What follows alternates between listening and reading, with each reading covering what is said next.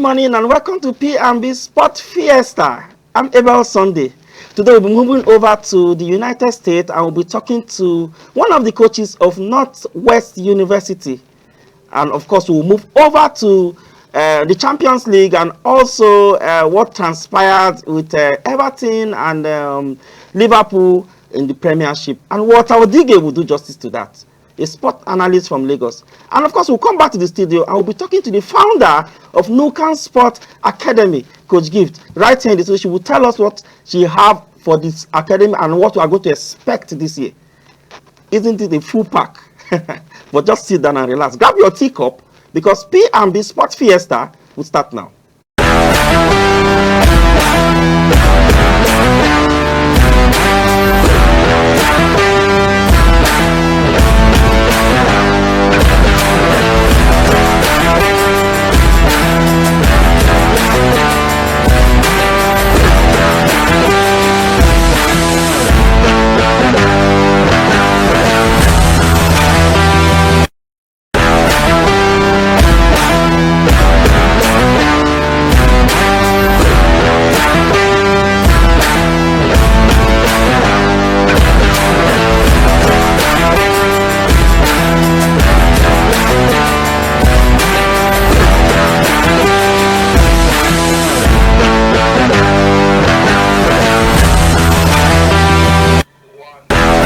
Welcome back. It's this Sport Fiesta right here in Abuja, and we're having one of the coaches of Northwest University in United States, Coach Titus Bolke Nickson. Titus, how are you this month? Sorry, I don't know. Is it still night down there? It is night. It's 12 midnight. Oh. So you have to keep night vigil for us. We want to appreciate you for that.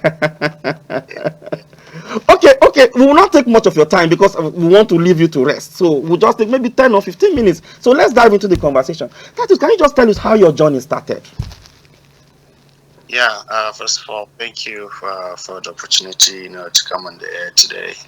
Just, talk and chat about my journey. I appreciate you doing that and giving me the opportunity. But yeah, as Mr. Abel has mentioned, my name is Nickson. I'm Nigerian native, but lived here in the US.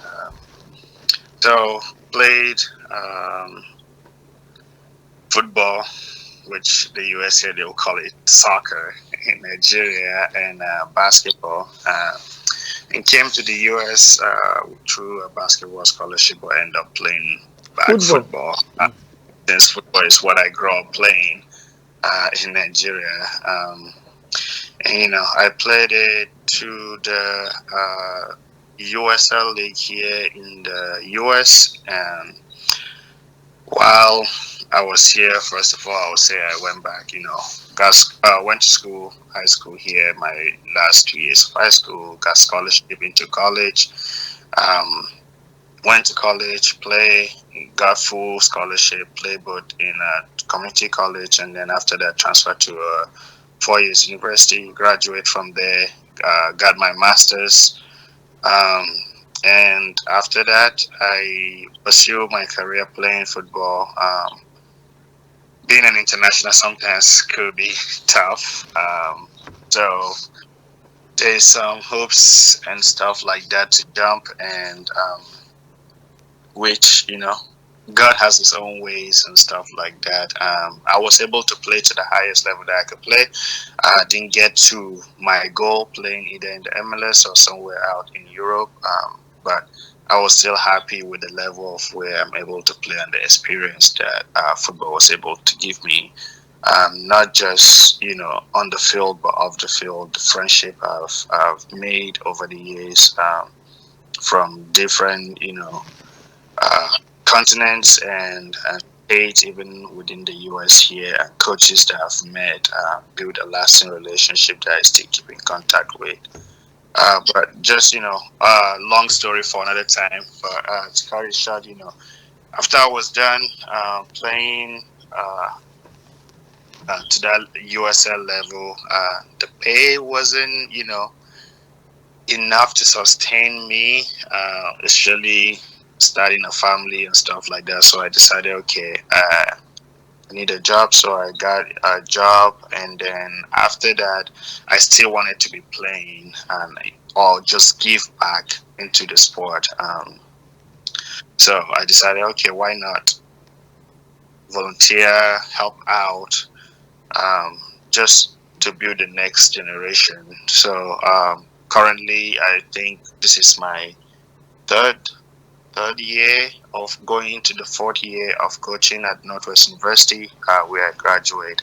So I have as the assistant coach there, and it's been tremendously amazing and fun seeing how you help shape athletes and giving them instruction, coaching on the sideline. So being part of the game is just huge and has been a blessing to be able to do that. Interesting indeed. You mentioned something like you molding and shaping players, and I spoke to a couple of your athletes. I think during the holidays, the Christmas holidays, and then the likes of I think your captain Joan, right? Your captain is Joan. Your Yeah, captain Joan. Then I yeah, spoke to Bernardo Silva, and I also spoke to the two twins, Damian and Andre. Andren, yeah, and it was really really fantastic. But we could see how this thing meant to these kids. But how often have you guys really done this? Like how what gives you people the motivation, and how do you do? Because of course it's challenging. There's no two ways about it. But how were you able to achieve all this, keeping these kids happy and also push them in the right path? When it comes to being a student athlete, being one of them not too long ago, sometimes it could be challenging, it could be tough. You just need to find a balance as a student of, okay, I need to make sure my grades are okay, because if you are not doing well in the classroom, that will affect you being able to play, which means you might not be eligible because you need to maintain certain Absolutely. you need to maintain certain GPA, you need to maintain certain credit that you're taking. So all of those play into action. So, but for us as coaches, I think it's always finding what motivates the player, um, and how can we help bring the best out of them, right? Be it, okay, you're here to play soccer, you want to play to the next level, we want to give you that tool. You want to play and be a great student in classroom, maybe go into the workforce after you're done. This is a motivation ground, because the thing is, and there is a data and statistic that shows that student athletes overall do better at the end of their college career, be it they want to pursue their career or they want to go into the workforce. And how that look like is because of the stress that you have, or uh, how you need to manage your schedule as a student athlete. Because again, you have during the fall, during season, we have two practice. We practice in the morning and in the late afternoon, or I would say early evening and stuff like that, right? So you have to balance, okay, what time I'm going to class, what time I'm going to practice, and then when we have to travel and stuff like that. So sometimes is buying to going back to your question, is buying to what the students athletes have shown, and we the coaches want to motivate, and some of them are on scholarship, so you have to perform, not just in the classroom but in the field, to be able to keep your scholarship as well. So all of this play into the role to, like, okay, look, I want you to continue moving, and it's an opportunity to even move to the highest level. So long you show up, you do what is needed. It's like a job that you have, right?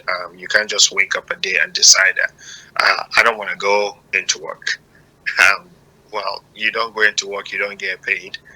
In this situation, you don't play, and when you have the chance of losing your scholarship.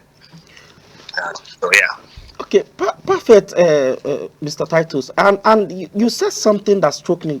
Um, sorry, I said you said something. Your player said something that struck me the other time I had an interview with them, and they said they have all what it takes to win the championship, and because they were able to beat the team that won the championship last time, that's last season. So, do you think this season will be summer? And they have a lot of injuries between. So, do you think this season with your full squad, you can pick up the championship that you fully desire this year? You know, um, when it comes to playing and the athletes you have and people you bring in plays a significant role. Like some of the players mentioned before, beating people that have played, have won the championship the previous year brings a statement to the incoming student that are going to be coming in, but also our returners that we already have, right? So our plan is okay. We've seen that we can do this. Yes, injury can be a problem. Yes, we might not have the funds to bring more quality players, but with what we have, what can we build off it? So there is a progress to, like, okay, we're looking forward to what next season look like, and that preparation starts now. Like for me, I'm also the strength and conditioning coach, so I plan the exercises and stuff like that, the weight room and all of that. So I'm putting that together to, like, okay, we need to start. How do we stay healthy? Be it nutrition, okay, how do you eat? How much sleep are you having and stuff like that? So to try to keep those athletes in check to that, right? Because you get good sleep, you're sharp, you feel good, you're eating good, fueling your body and giving your body the right nutrition that is needed keeps you healthy. And then we're in the weight room lifting weight to increase strength, to increase and and balance on and off the ball and stuff like that. So I think it's pretty a good season we came out of. Unfortunately, we didn't achieve some of the goals we have, but looking back at it, and is helping us shape to what we want next year to be. Already we've been out, looking for more quality players. How can we even broaden more of our team to, like, okay, we're ready for this championship coming in the coming season. To have the right players and try to manage our players also, because sometimes I think overplaying, when you don't have a deep squad, can affect, which we saw that this past season. So we're trying to, like, get a squad that is more in depth than, like, we have when this one is down, the next person coming up is. So you could rotate them often. Yeah. Okay. Before as we wrap up, can you try to differentiate, because of course you are in Nigeria and you've seen how our sporting system is being run here and also down at the US. Can you give us the difference, what we are doing wrong or what you think we should do better down here in Nigeria? I think as a Nigerian, one thing that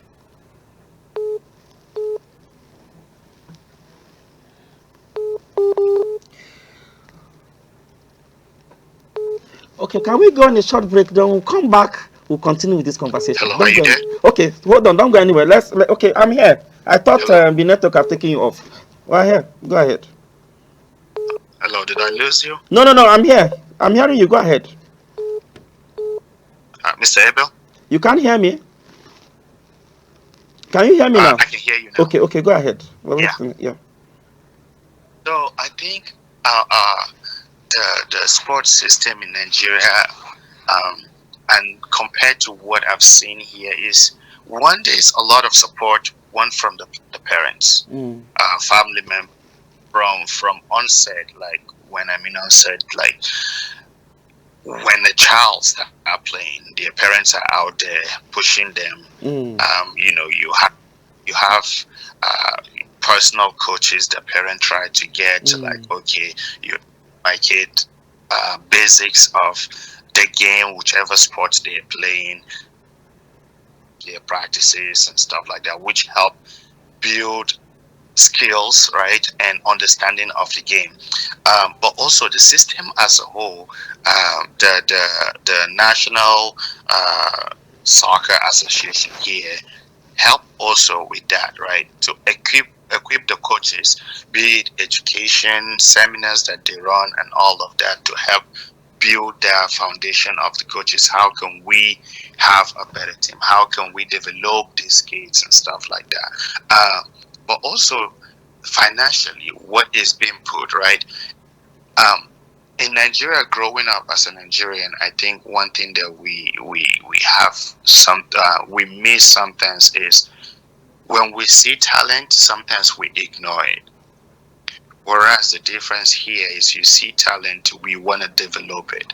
Not to say that there are not teams or associations that do that in Nigeria, but it's not as um, often as you see that. And I'm speaking that from experience to, growing up where you have a team that don't even have a coach in Nigeria, but like kids putting together, doing things that they can do to get themselves to the next level, are doing it. But yet you don't have that support system, be it from the football or the sporting agency as a whole, to like how can we better support these athletes to do better. So for me, I think that is something that we'll do, because we have talents in not just Nigeria, the whole of Africa, and you could see that when we get the opportunity to come out here and play, because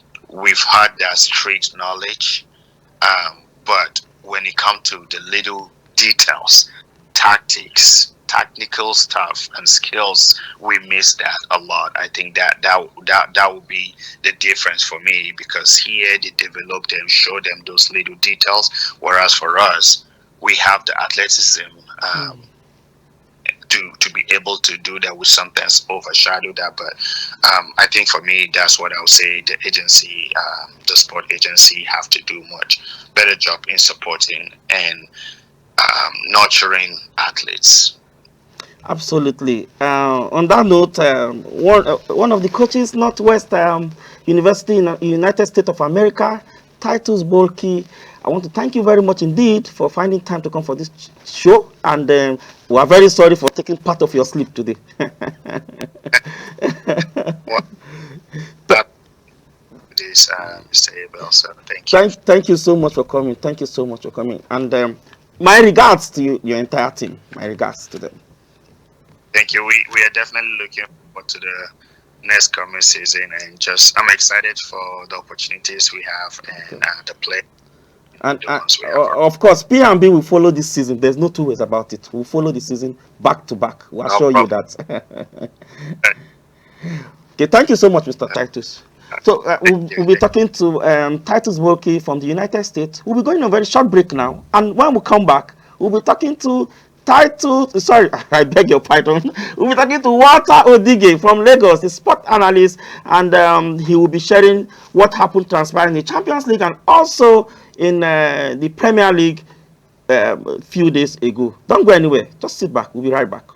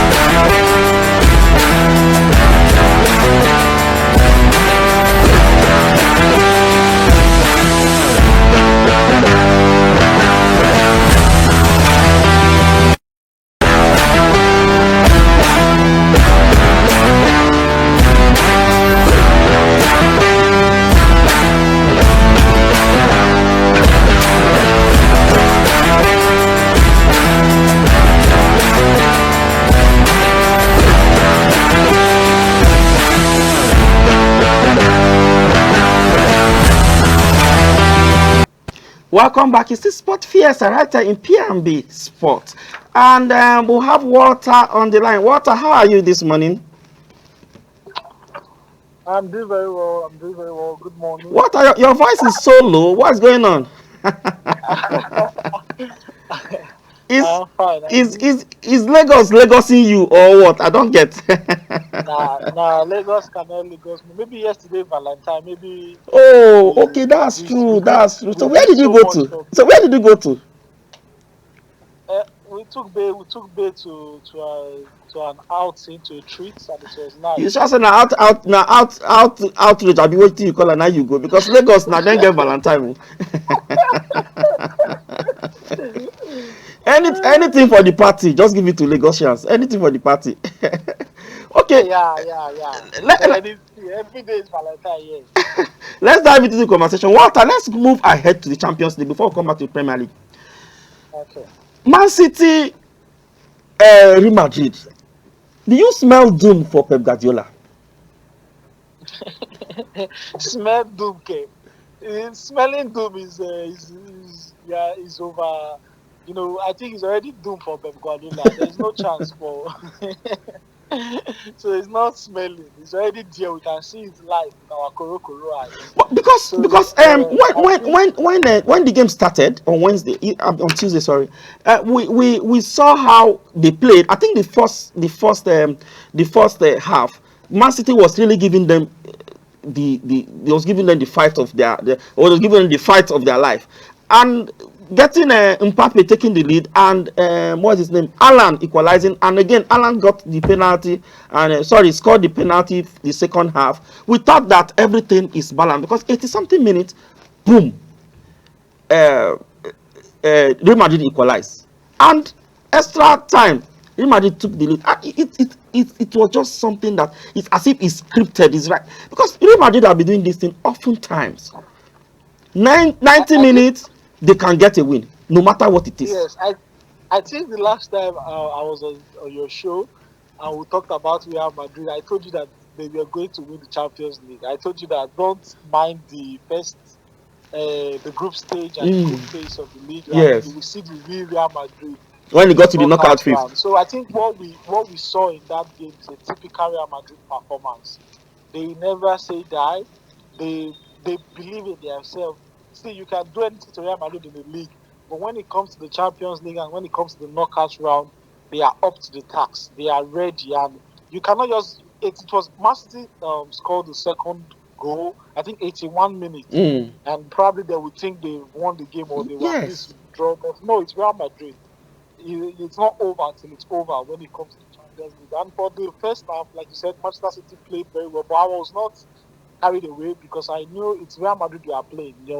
All they need is just to take their chance in the right moment, and they will knock you out and they will score goals. So it's Man City versus Real Madrid, one team that likes to play, dominate possession, have the ball, enjoy themselves, against a team that just wants to sit, observe you, and eat you on the counter and score goals. So that was what we saw that day, and it was just a typical Real Madrid. And you say if I smell doom for Guardiola, it's already doom. I don't see how, even if they go to Bernabeu and they take a two-goal lead, Madrid will still come back and win that game. I was even about to go there. Don't you think there's still chance for them for No, Manchester City going back to no. Madrid? The only chance Manchester City have right now is probably if Madrid plays Osasuna today, and maybe Vini, Mbappe, Bellingham, Valverde, Rodrigo, everybody gets injured. But because I don't see how they will play that because the Madrid that they played in the first leg was, for me, was a weakened Madrid team because they were missing a lot of players. Their whole back line was not the Real Madrid backline. And I'm hearing now that Rudiger is back, Alaba is back, Vasquez is back. So what's the chance for Manchester City? We're going to go and meet not even a fully fit, but a good Madrid defense. So there's no chance in that game. Zero chance. So do you see Man City winning a trophy this season? The FA Cup, I think they are still in the FA Cup, and for Yes. me, they are the biggest team left in the FA Cup. Them and the Manchester United. Mm. Those are the two big teams left in the FA Cup. So I think if they can avoid, because they've been avoiding top team. The last team they played was I can't remember, is it Division 2. The first two teams they played in this season FA Cup, one was a non-league club, and the second team was a Division 2, League 2 club. Then I think they still got another for their next game in the FA Cup in the 5th round. It's also against the Championship side. So they have been having lucky draws in the FA Cup. So if they can avoid the Newcastle, the Aston Villa, if they can avoid those teams that are capable of defeating them all to the way to the final, semi-final, why not? I think they can win the FA Cup. Okay, talking about domestic league, we saw what happened to Everton and Liverpool. Slot even lost it at the end and got a card. So, do you think Slot is now kind of forced? Because I think he really needed that point to get to stretch the lead to 9 points. But him getting a draw, do you think Slot is getting frustrated now already? Or is getting more heated up? The pressure is getting on him. I think that's the right word to use. The pressure is getting more on him now. Do you think so? Yeah. Before I answer that question, I would like to say that I've discovered in recent weeks that Anslot is not a good loser; he's a bad loser, and so I think he has been lucky that the club he went to in the Premier League is a very good team, and he has been able to manage a couple of wins. I just can't imagine someone like Slot at Manchester United with going through all this problem that Amorim is going through. Probably by now he would have slapped one of the officials already. So he has reacted poorly to losing in the FA Cup and also to drawing to Everton. But like you said, back to your question, is the pressure piling up on him? For me, absolutely yes. Because 7 points lead in the Premier League is just like it's nothing actually. It's nothing really, because let's be honest, I can remember the 2011-2012 season. 4 games to go. Yeah, 4 games. 4 games. Yes, 4 games to go, or 5 games to go. 5 games to go. Manchester United were leading Manchester City with 8 points. 5 games to go. 8 points. 8 good points. Guess who won the title that season? Manchester City. At the last day. Yes. So you know that goal from Aguero. Yes, that goal from Aguero. Yes. So they even made it hard because they were playing QPR at home, and they could not even make it easy. They had to wait to the time. But regardless, 8 points, 5 games to go, City won the league. So 15 games to go, 7 points in lead is nothing. But the good thing for Liverpool this season is, there is no real challenger. We look at Arsenal now. Arsenal without 4 of their of their attacking players. Havertz is out of the rest of the season. Gabriel Jesus is out of the season. Saka has been on a long-term injury. Martinelli is injured. So it's a depleted Arsenal squad. And I think that's the only team that can challenge them. And so that's the good news for Liverpool. But regardless, they need to buckle up. They cannot avoid conceding 98-minute equalizer to Everton or to teams like that. So I think the league is still in their hands. The title is still in their hands, but they need to do better. They need to see out games very well. And it's pressure. It's pressure, especially when you look at their fixtures. I think their next 4 games, they are not easy games. They are games that, they will have to bring their absolute best to be able to pick up maximum points. But like I said, it's not about Liverpool right now. It's about the team challenging them, which I feel they are not good enough. Well, on that note, I want to say a very big thank you, Mr. Walter, for your analysis as always on this show. Thank you so much, and happy Valentine in arrears. Yes, happy Valentine to you. You didn't tell me where you took your girl to. I don't know what you talk on. Are you sabi? I don't know what you talk. Thank you, Walter. Thank you so much for coming. Thank you. Okay, we'll be going on a short break now. When we come back, we'll have the founder of Nukam Sport Academy Lagos right there in the show. Don't go anywhere.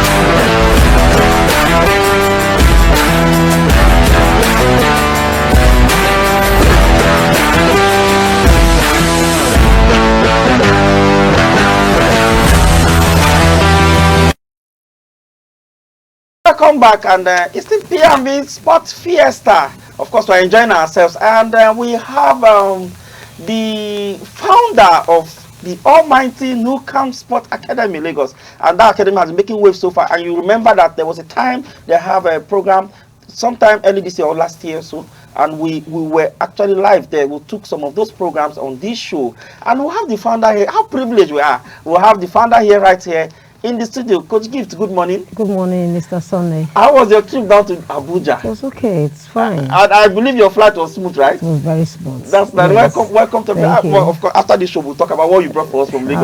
All right. I appreciate it. So let's dive into the conversation. Okay. And Nukam Sport, I know I was talking to you the other time, but we really don't have time to converse like this. Nukam Sport, what better this idea?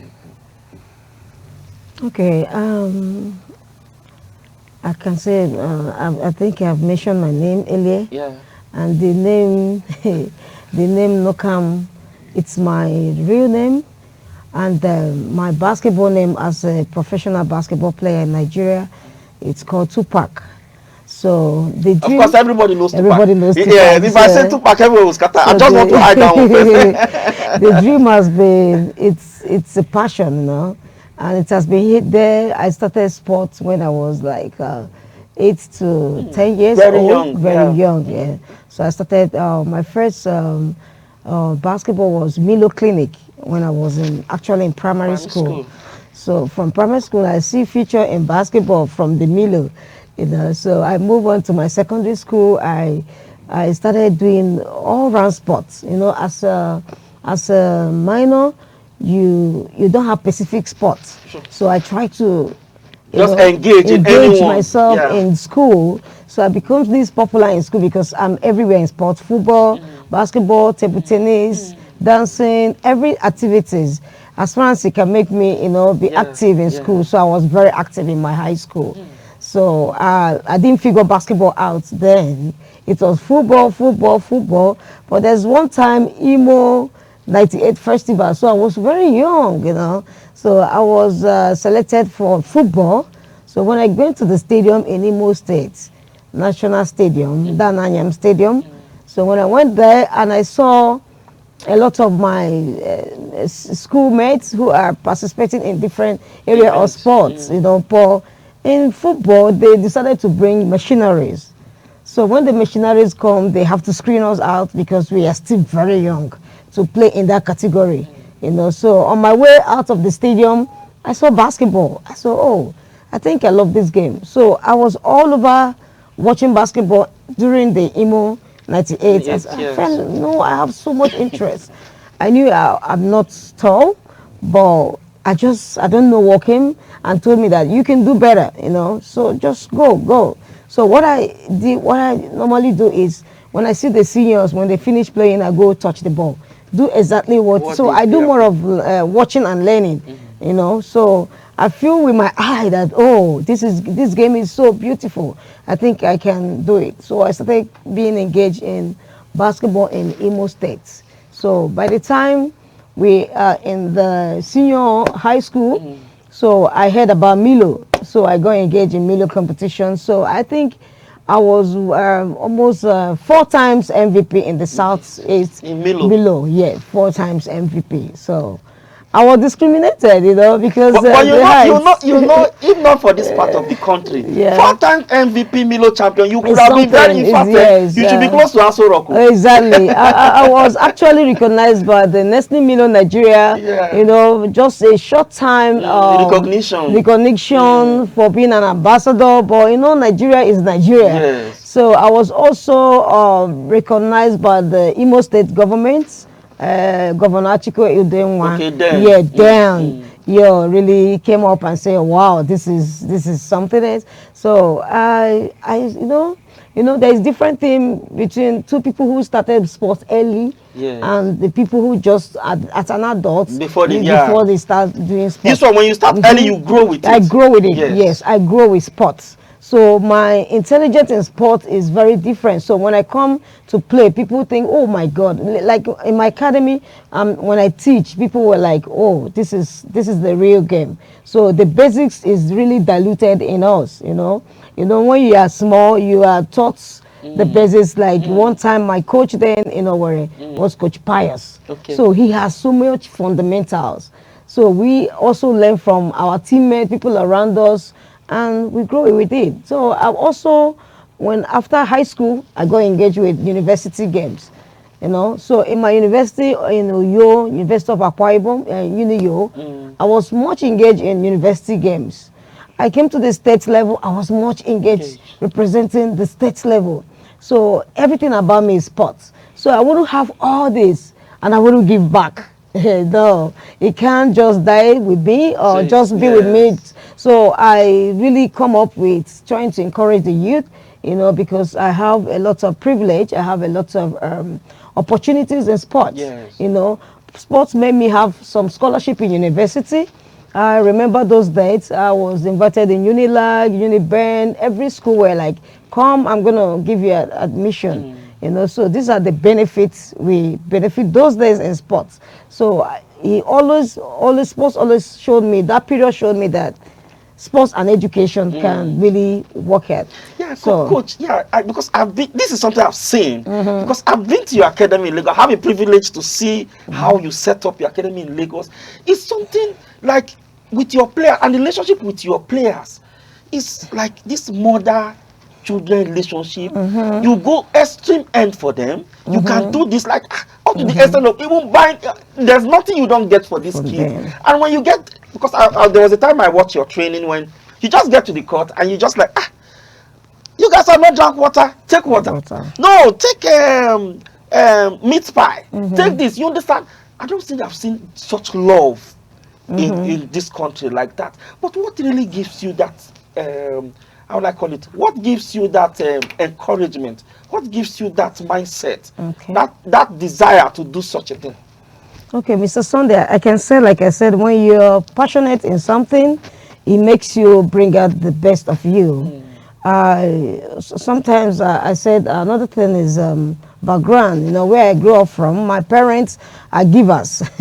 They are givers. So you have to emulate that from them. Exactly. I'm from a royal home. Okay. So we appreciate people, no matter how, their effort.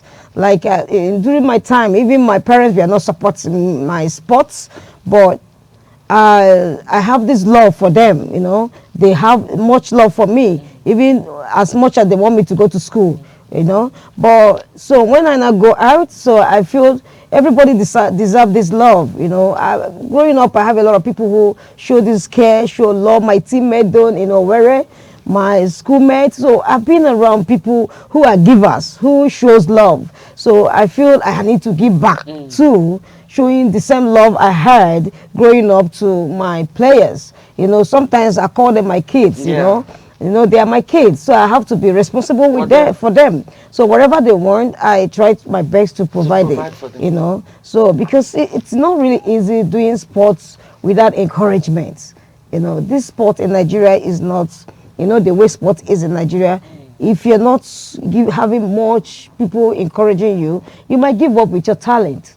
Yeah, that's what it is. So I try my best to let them see that, there is hope in this, what you're doing. There is hope. And another thing I'm trying to introduce in Nigeria is sports and education. It's very important, Mr. Sunday. It's very important. So I try to let them know that you can do sports and you can still go to school.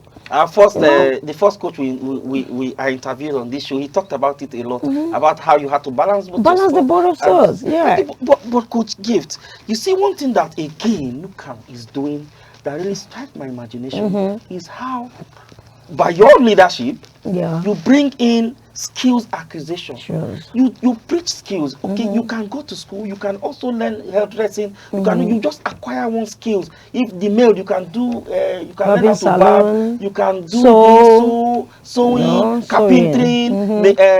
How to learn. How they call it? Is it mechanic? They call it or what? Everything. How to do this, and you also introduce that, and this will really help them, because unlike those days when they just focus on one thing and they are just going like that. But you were able to But why do you introduce this?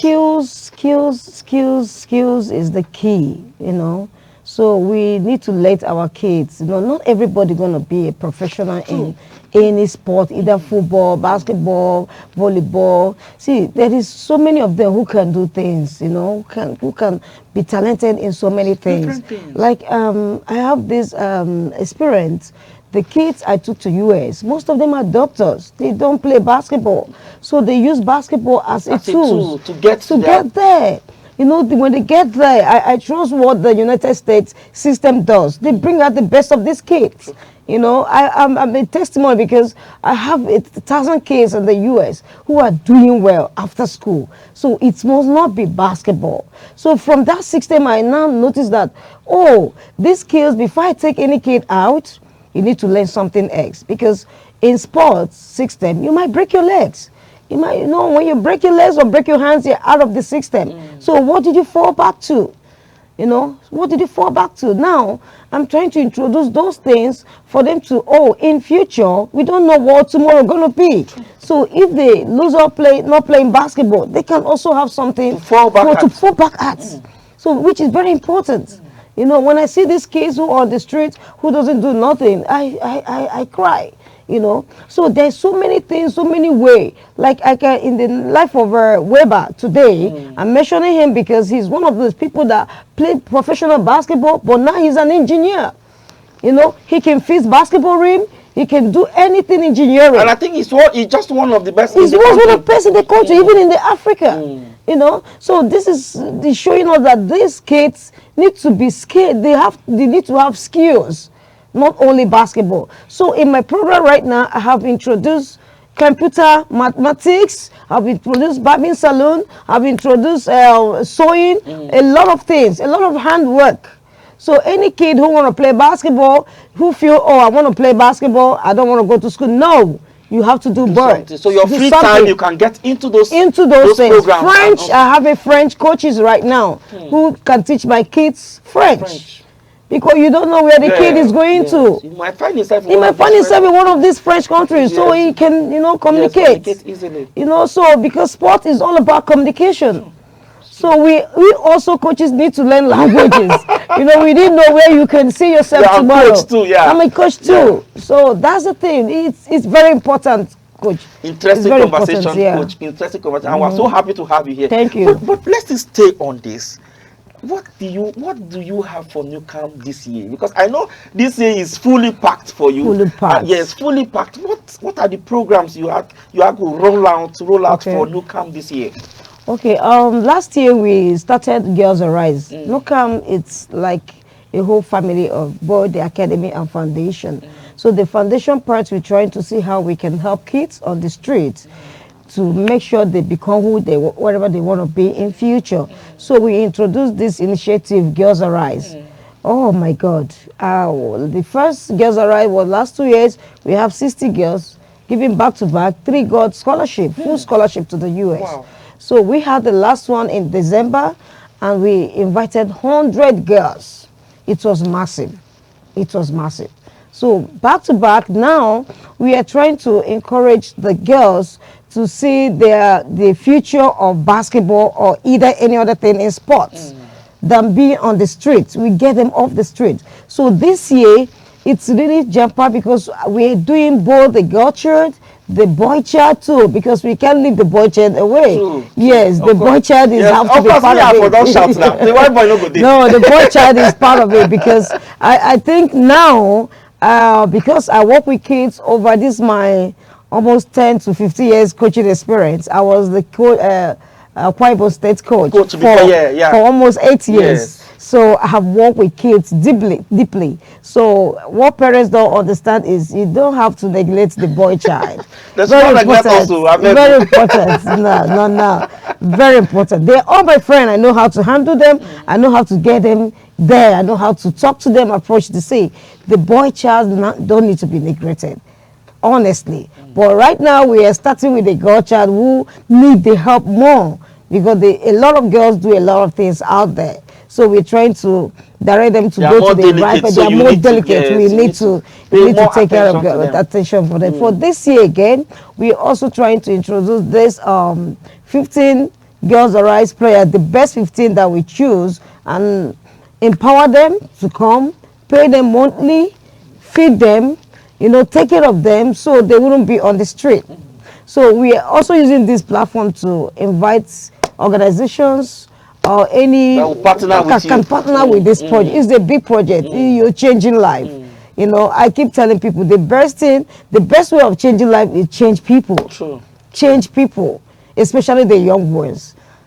So that's what I'm doing. Personally, I do this with myself. No sponsor.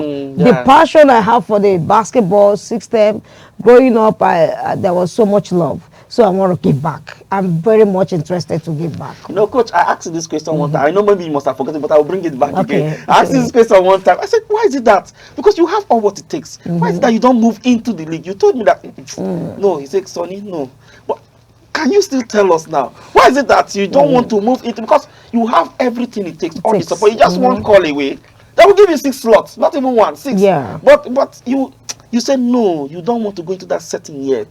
It's not time yet. Sonny, this is the reason. It's not like I don't appreciate Nigerian league. I grew up playing the league. Yes. I play for Nigerian Custom for 7 years.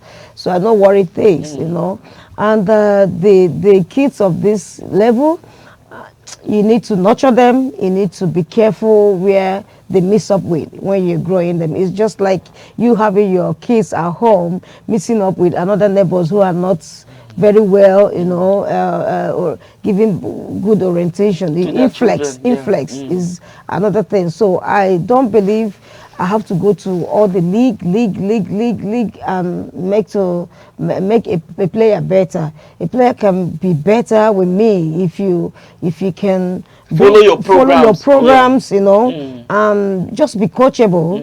I don't want to bring the best, like bringing the best player in Nigeria. No, there's a lot of kids who in my hands I'm still nurturing, so I wouldn't want them to go elsewhere and become a problem, become a bad egg, or learn some other bad system away, So this is why I didn't want some of them to start messing up. The system is good, but in Nigeria too, I want to encourage whoever that is taking care of the league in Nigeria to improve.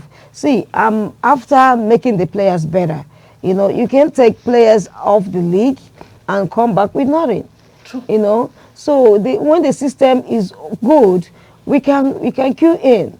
The system is not really very okay right now, so we can just bring in kids to the league, the league. And another thing is also working on being that part of the league team.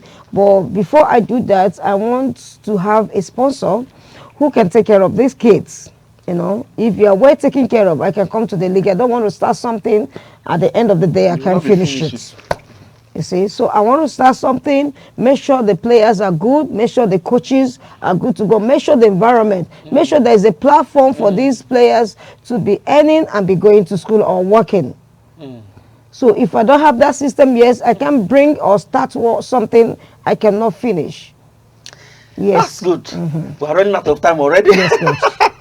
Talking with you, I'm telling you, don't know when time flies. Already look at the time we've got. We have to go right now. Thank you so much indeed, Coach Gin, for coming. And of course, P&B wish you all the best in your endeavor this year. Thank you very much. And of course, we promise that we are going to follow your programs back to back. Please do. Please do. Thank you so much for coming. Thank you so much. I appreciate you, Coach. I appreciate That's the start of our show this morning. I'm Abel Sunday from me and the entire team right here in Abuja. I say goodbye.